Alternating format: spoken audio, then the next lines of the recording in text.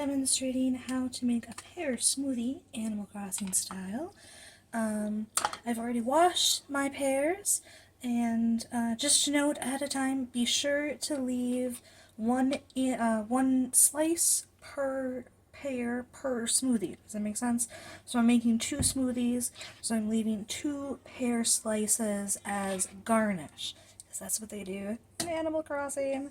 Okay, so today, pear smoothie, we're keeping it simple. I've got my pear, banana, we're doing yogurt, and ginger.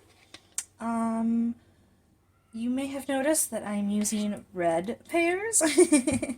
I did buy some green pears like in Animal Crossing, but they're really hard, and I don't think they're going to make very good smoothies. So I bought some red au jus pears, which I think will be pretty similar, because I believe the green ones are called the either Bartlett or green au jus pears. So you can go either way, I think. So I like to add my liquid ingredients first. So we're going to add the yogurt carefully.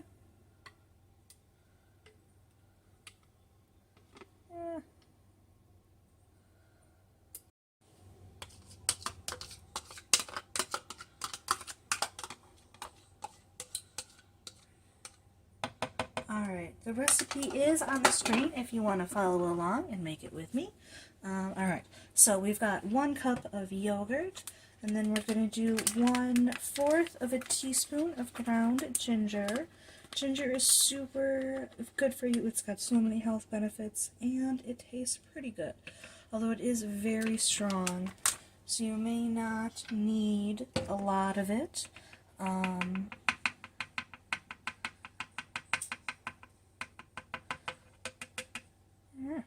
But it's said to be good for stomach aches and pains and headaches even. It's good for a bunch of stuff.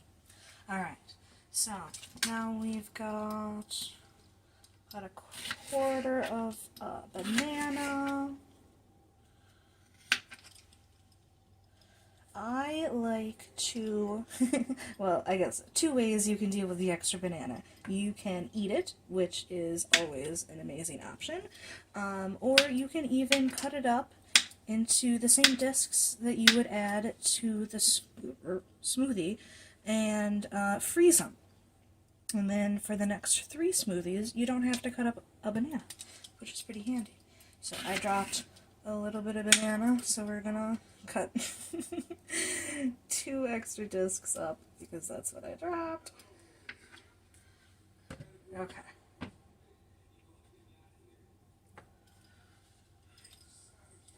So, while I cut up the pear, I thought I could share some pear origin facts that I learned while making this recipe up. So, first of all, just a reminder to leave 1 slice per smoothie for garnish. So I'm going to do that first, otherwise I am very liable to forget entirely. So we've got our 2 smoothie garnishes, and some fruits you'll have to peel as well, but pear skins are very soft and they hold a bunch of nutrients, so we're going to leave those in. I like to do them in about no bigger than these, something easy for the blender to gobble up. Yeah, so smoothie facts. I learned that the recipe itself came from ancient times, like before the 1900s, ancient times. Early Mediterranean and South America and even Eastern areas would actually sell a version in street stands, and it was crushed fruit with fruit juice mixed in. And in 1915, so moving into modern-ish times, 1915, the invention of the home refrigerator made it much easier for everyday folk to have fresh fruit for longer, which was very handy, and just nice to have in general. But this was a big deal in 20 years later, 1936, 26 maybe, so maybe 10 years later, where, dun, dun, dun, dun,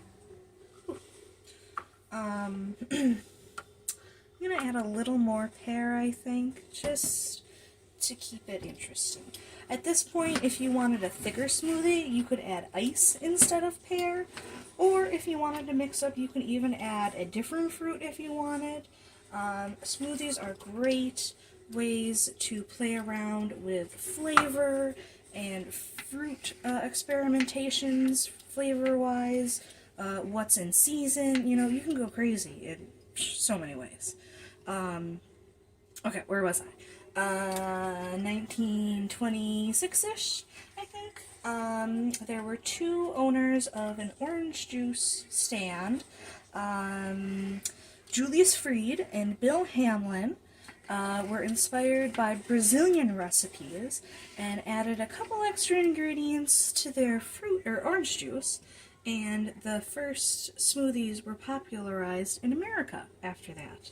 So I'm thinking that was maybe the creator of Julius Caesar, but don't quote me on that. I haven't looked that up. Just seems, you know, Julius Orange. Anyway, maybe they were inspired by the story themselves. Who knows?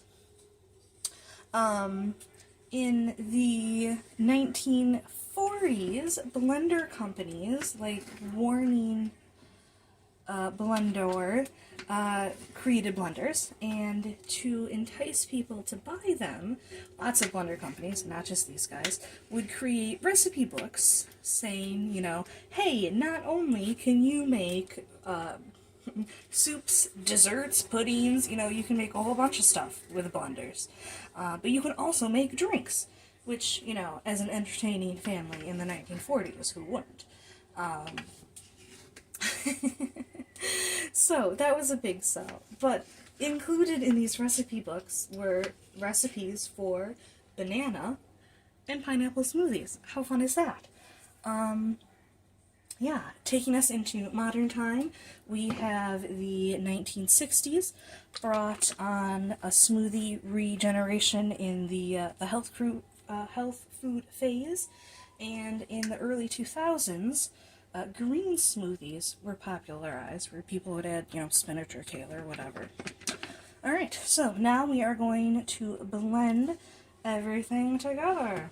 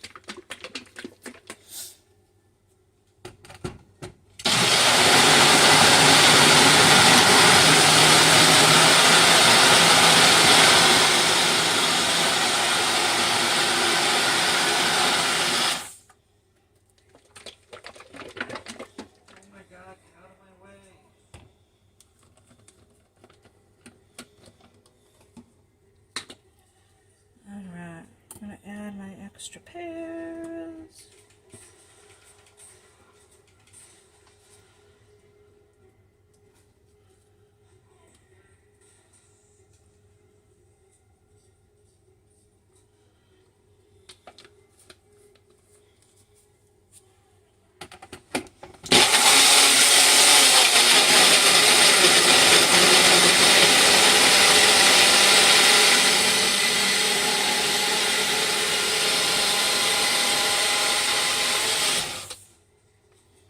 Alright, and this should be enough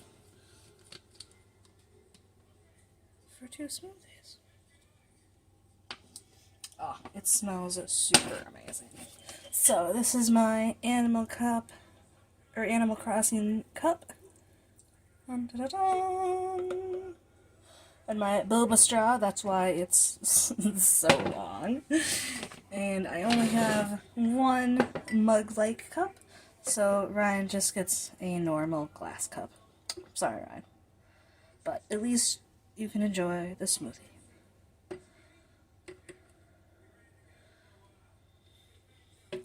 Alright, and now you check for a Lay Kitty sniff test.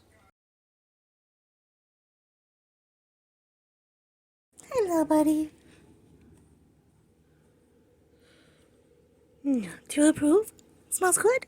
Okay. Thank you.